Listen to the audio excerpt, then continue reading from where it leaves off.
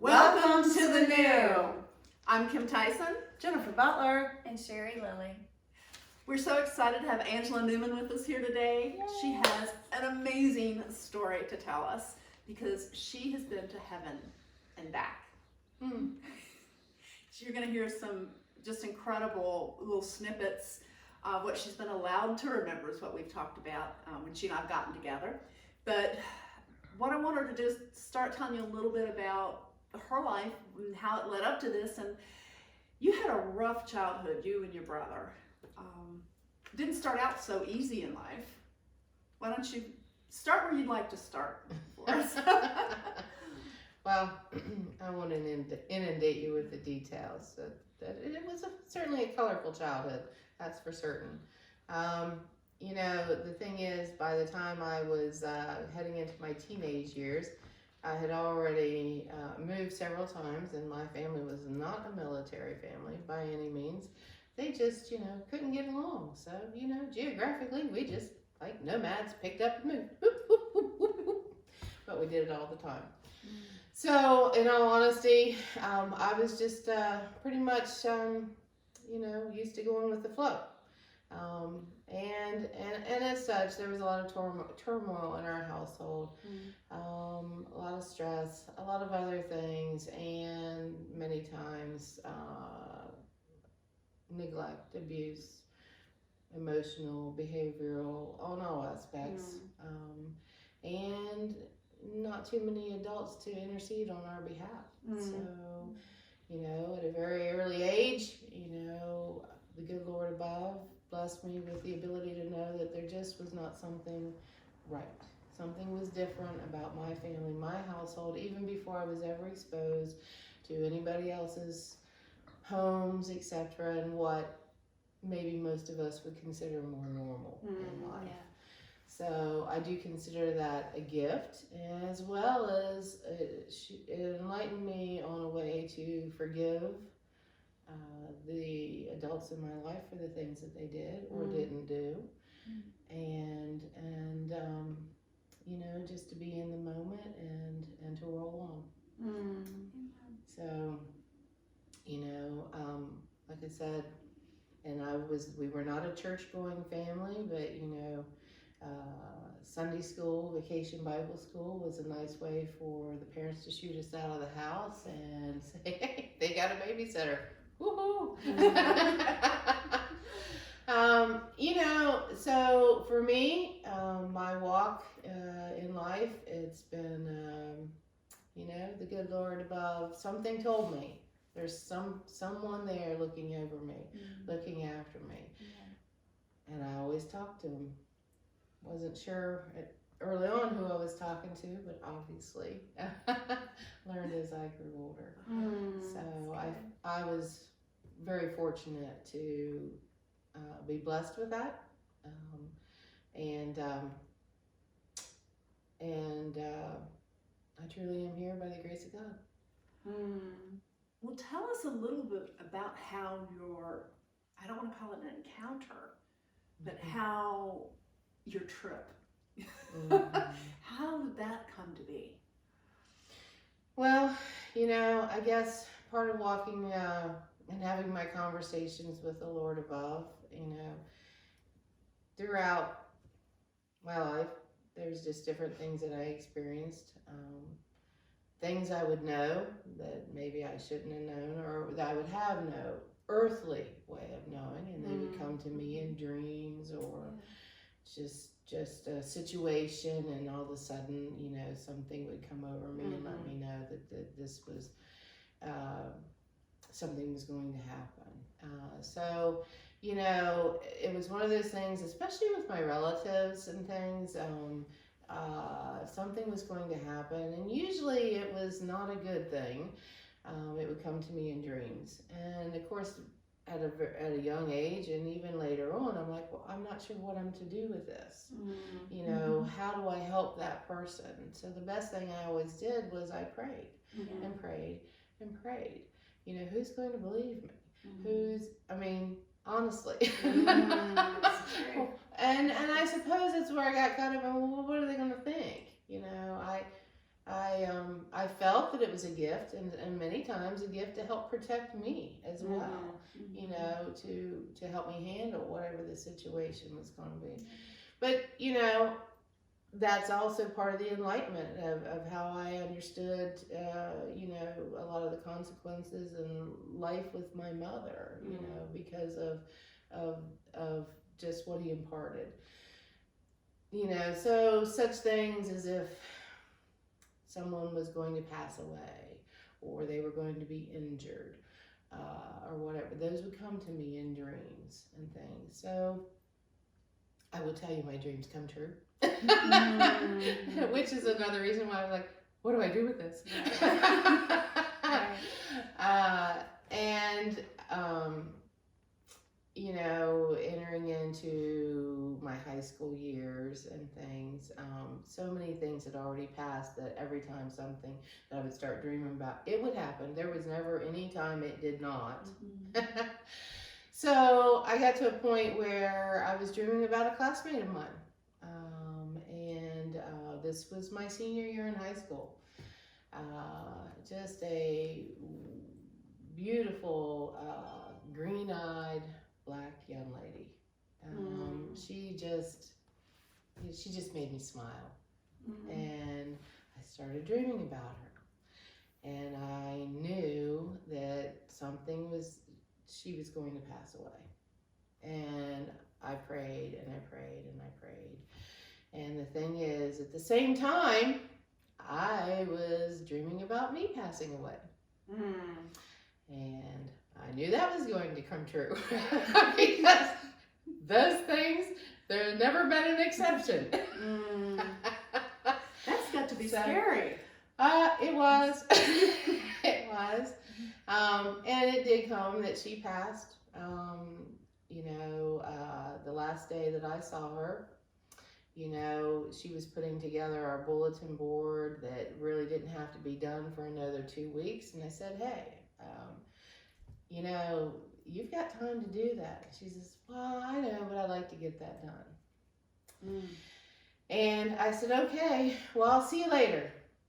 And she turned, she didn't turn, and she says, yeah, goodbye. Goodbye. She never said goodbye. It was always see you later. I stopped dead in my tracks. She didn't see me. I turned around in the doorway, a tear coming down my eye. I said a prayer. And I said, yes. Goodbye. So I came to school the next morning. I almost passed out as 3 of my classmates were approaching me because I knew what they were going to tell me. And I did go to the wall and sink down. And I said, just don't tell me. Don't tell me. I said, Fauna passed away. And she had. And it turns out throughout her childhood, she had had a history of fainting. I did not know that. And what it was is that it was an aneurysm that had went undetected, and she had passed in her sleep. So, you know, and I could tell you, my dreams on about that was exactly what she would be wearing at her funeral, the conversations, the whole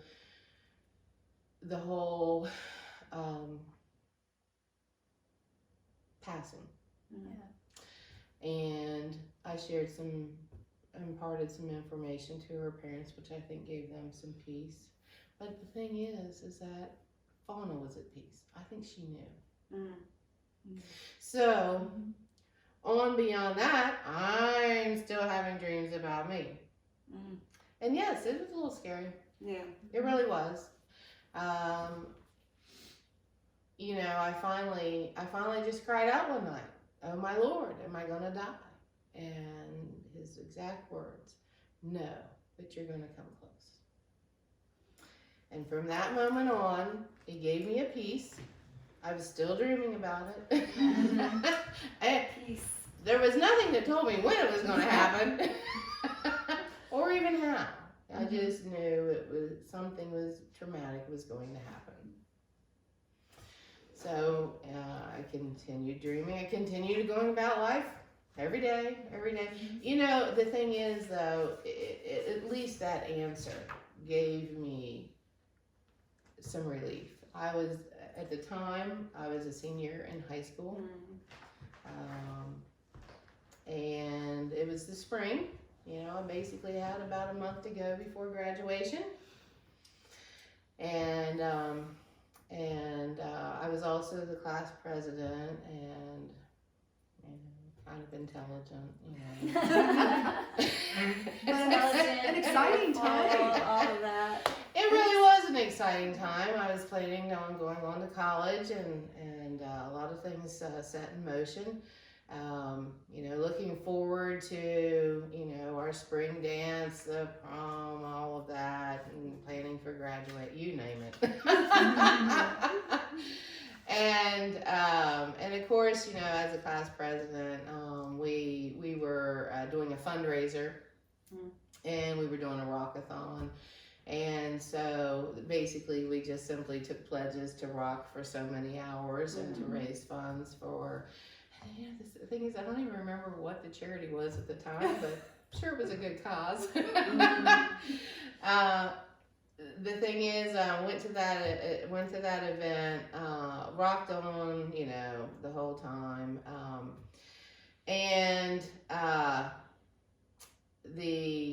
I think we did it 24 hours straight. And then obviously my mother came to pick me up, so I was a little tired, just a little. But throughout my high school years, actually starting with my freshman year in high school, I had come down with a staphylococcus infection, and it was very severe. And at the time when I got that, it was all a matter over a pimple. Oh, gee, wonderful. Those years of puberty, right? Well, imagine 9th grade, and basically it started here, and within a couple hours, the eye swollen shut. Wow. It was homecoming weekend. Anyway, and it was a staph infection, which in today's world, I think they call it MERS or something like that. MRSA. There you go. It's bad. It's not a good thing. Not a good thing at all. And of course, I'm allergic to antibiotics, which is what you take. So the doctor, he did prescribe something similar to what I really needed to take.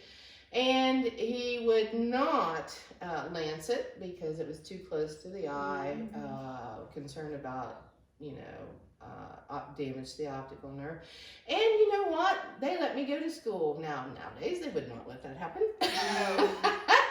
But that thing continued to grow and grow and grow and grow and grow with infection. Woo!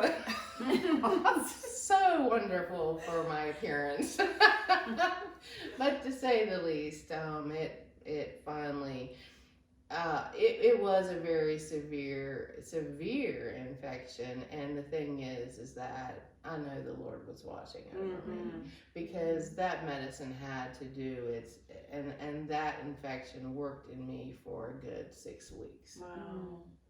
So, and of course, I figured once it finally came open, I would just have a scar from here to here.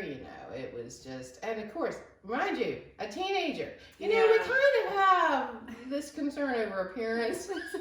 I'm like, well, Just a little. I can't do a thing about it.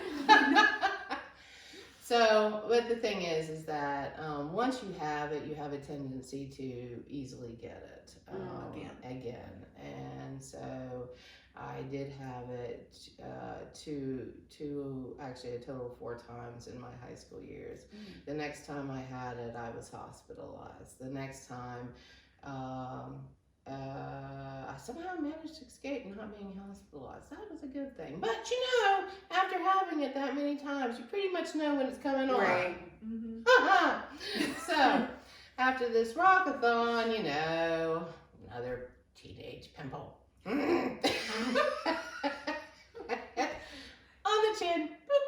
And anyway, nice big carbuncle coming out, and I'm like, oh great, Mom, I think we might need to go to the doctor. Well, of course, it was late in the evening when she picked me up, and so my family doctor, he was on call at the emergency room. So we went to the local hospital, and just to get some antibiotics, okay? Just antibiotics. and he saw me, which was fine. He told the nurse what to give me. He walked out of the room. My mother walked out of the room. I'm standing over the gurney, talking to the nurse, looking up at the clock. It's 5 minutes till 11 p.m. And that emergency room was empty that night. And I was like, well, it's pretty quiet in here. Pretty boring, isn't it? I mean, I'm saying this to her. She said, well, yeah, it is until an emergency happens. About that time, she had finished putting the first shot in me and started in with the second shot. And I said, oh, I'm going. And I immediately lost my equilibrium. I didn't fall forward. I was falling backwards. And as I went out, the last words I heard was, I don't know if it's code blue or code black, but she was screaming it. Because she's trying to break my fall. She's the only one in there. And everything in my body collapsed. I was gone. I was in anaphylactic shock.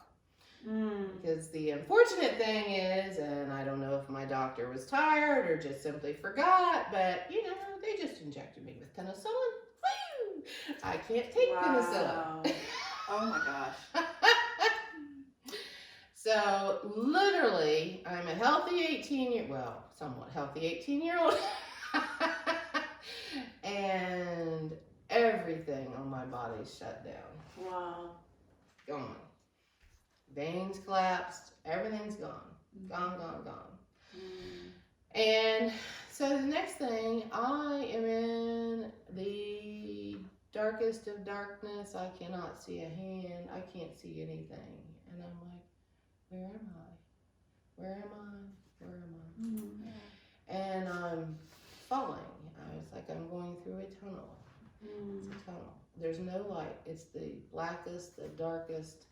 There is no description of how dark it is.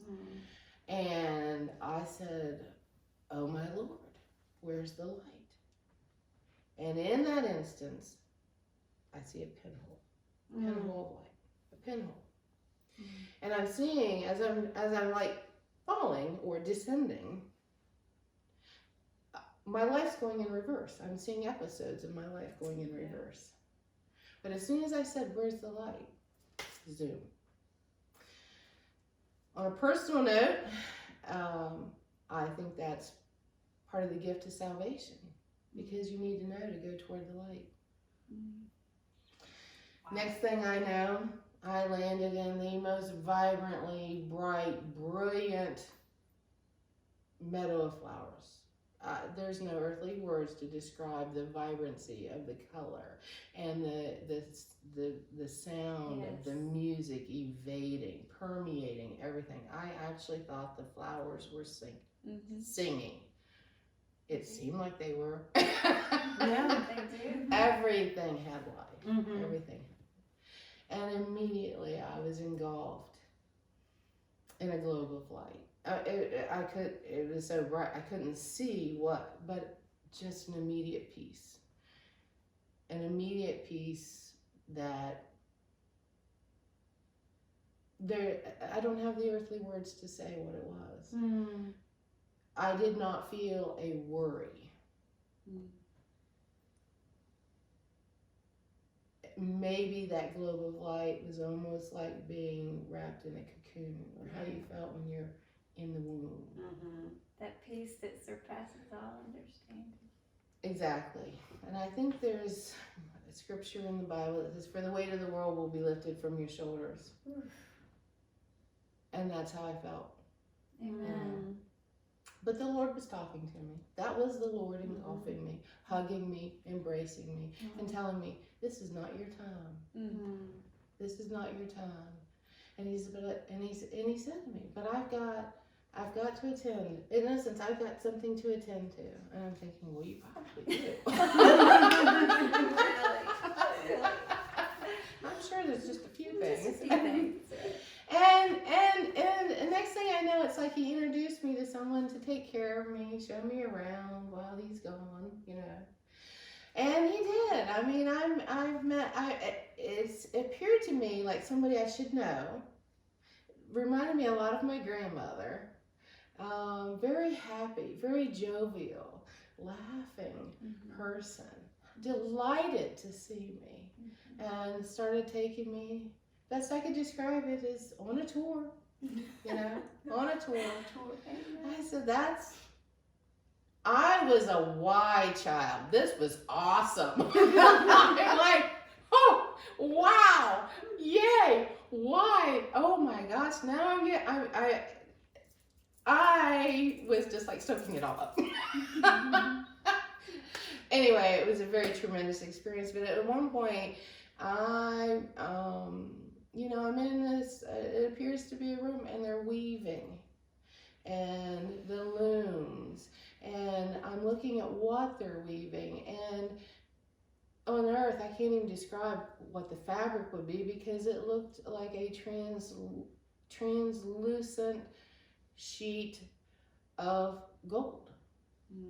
That it appeared like you would be able to see through it, but you could not. And it would just slip over you.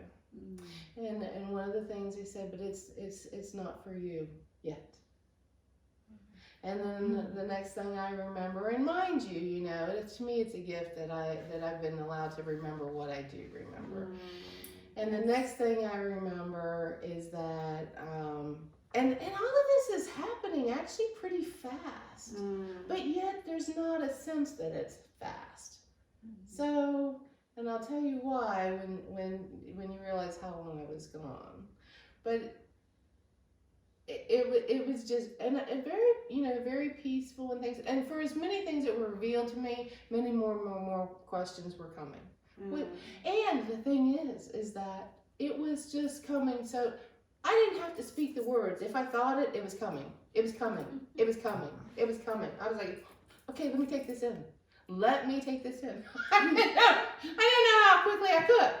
But the thing is, and you know, the next thing was like a library. That's the best way in human terms I can explain it. And it was almost, I felt like letting a genie out of a bottle because I entered this library and there in the middle was the Book of Knowledge. The Book of Knowledge. And it was, and I was ask anything. And as soon as I thought something, it was giving me an answer, but I was trying to just think of one really good question. I didn't want to take it for granted. Right. Yeah, I need a minute right here.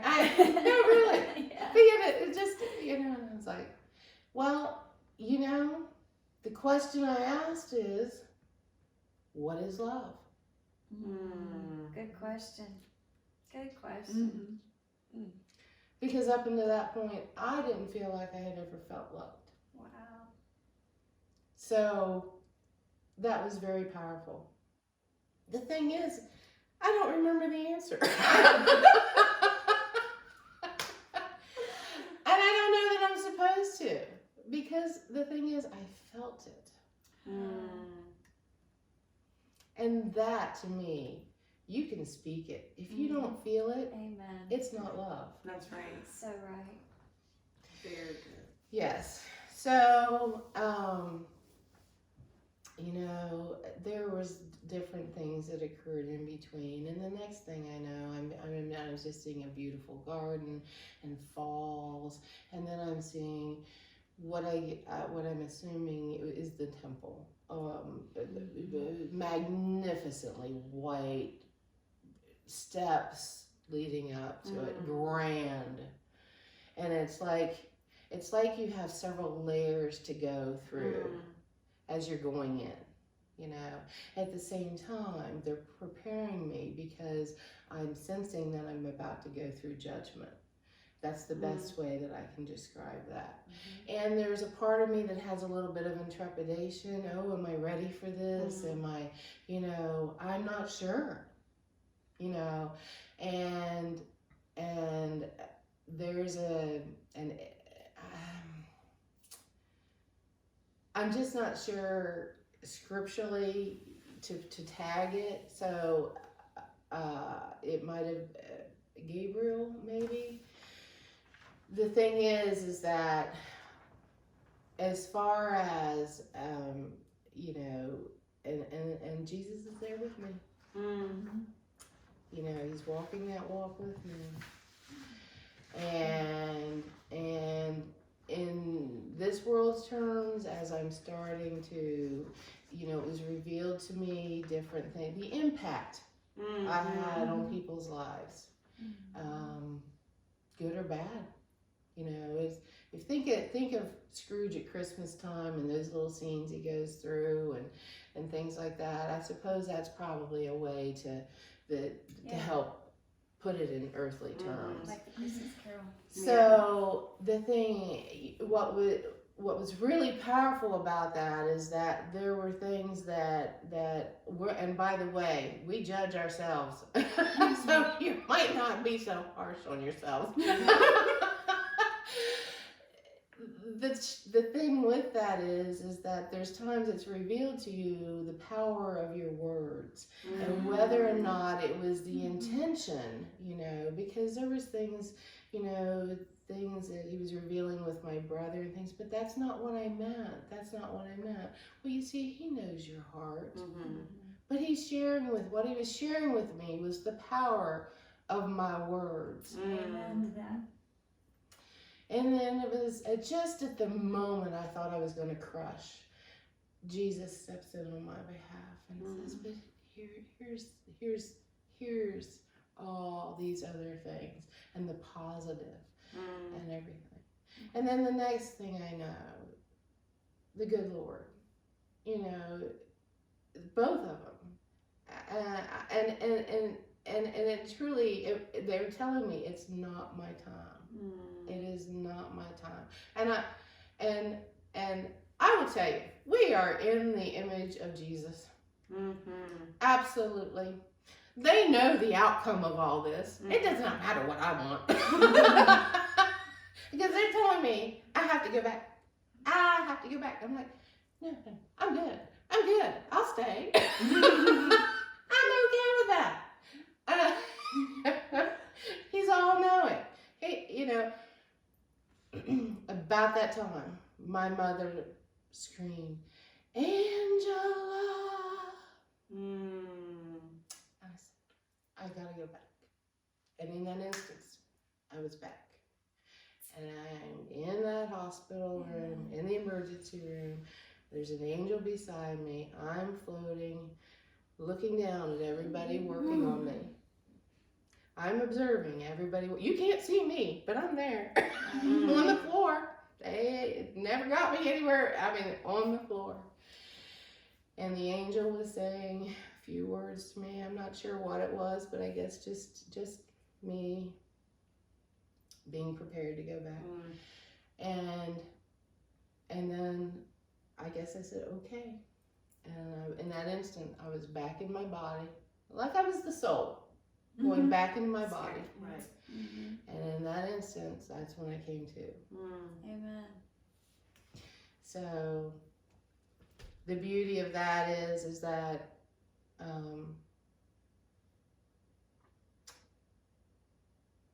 he knows what the outcome of everything's going to be, but he still gives us a choice. And it's your choice. What your eternity's going to be. That's powerful. Yes. And it's real. It's so real. Well, wow. One thing that you shared with me that I don't think you shared here is how long you were gone physically. Oh, well, physically on this earth, 55 minutes. But I had felt like I had been gone years, forever. That's good. So, yes, there's no sense of time. And that's great.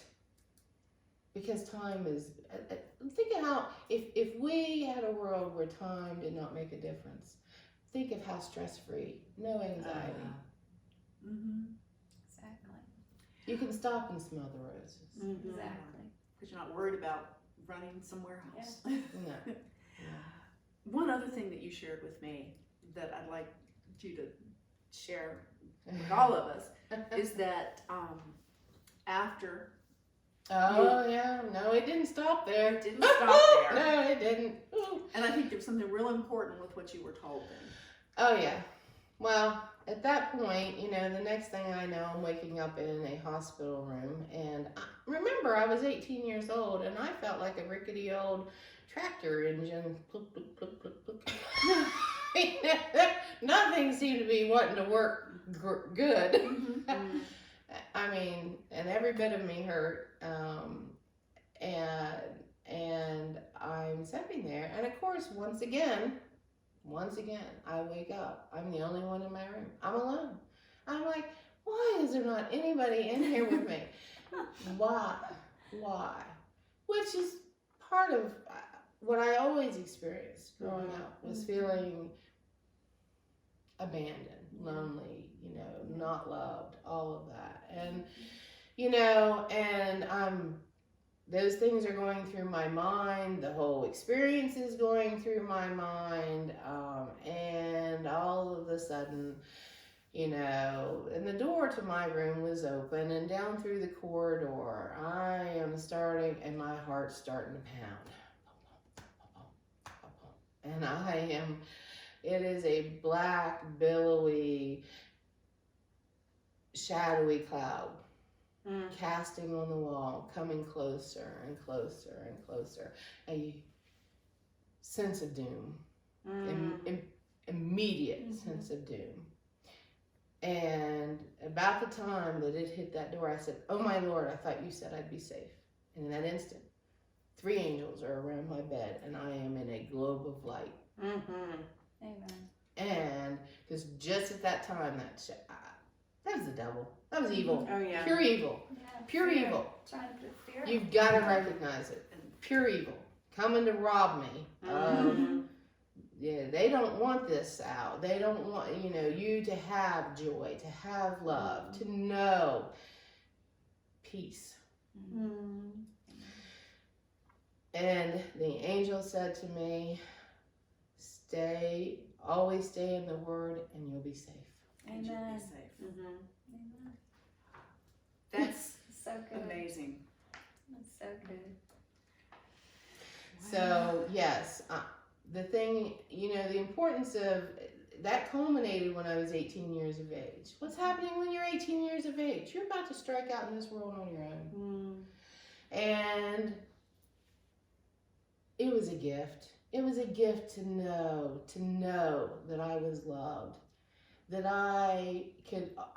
regardless if others in our lives failed us, for lack of a better description, that we could rely on our Heavenly Father, Yes. that He would always see us through. In His time, we may not know everything, but He has a plan. And I truly feel blessed that I had that experience. Now, I will say I'm happy that I haven't had any more dreams about dying. You're done with that. I am. But it shared with me a lot of wisdom. It gave me peace. It gave me strength to go on. Amen. And to know with uncertainty that I had a father, because that's also part of my story. So good. That's so good. Wow. Anyway. So with such an amazing testimony, do you have plans to write this in a book? Oh, you're gonna put me on the spot. I know she's gonna. That's all good. You know, the thing is, I have, yes. Ultimately, the answer is yes. And I just want to do it justice. Right. So I will say, when I share this story, and I share this story when the Lord has led me to share it, Right. because it means something to whomever I'm sharing it with. Oh, yeah. But I would title that story as it may sound quirky, but it would be Where the Flowers Sing. Amen. May we use that for when we publish this video? Sure, as long as I can copyright it. You can. Yes. I'm so glad you shared all that. with Yeah. us. Well, I just pray that this imparts, some blessing on those that hear it. And because this story will mean whatever it's meant to mean to whomever views It it. will touch. Yes. It will touch people, there's no doubt. Yes. So what we always do at the very end Oh dear. is we ask our guests to lead us out in prayer. Okay. Okay. Happy to do that with us? Dear Heavenly Father, thank you for this day. Thank you for this opportunity and to be in the presence of these amazing women. Thank you for allowing me to share this story, to share your story. This is not my story. This is your gift to me. So that you allowed me to experience. And my prayer is that it imparts on those viewing this, on those that need an uplifting, that they know that they can come to you Yes, Lord. in prayer, that you will intercede, that you have a plan for them, Yes, Lord. that they just need to walk that walk with you. Yes. Stay in the Word. Yes. You'll always be safe. Yes, Lord. Amen. Amen. Thank you. Angela, thank you so much for sharing with us Thank today. you. It's been such a privilege. And we had some amazing time before we started filming too. So perhaps you'll come back with us one day and we can learn more, or you can share anything Lord puts on your heart. We would love to hear it. Yes. Well, I appreciate this, and not for me, for those that may be viewing this. Amen. Thank you. Thank you. Thank you. We'll see you next time on The New. Bye. Bye. Bye.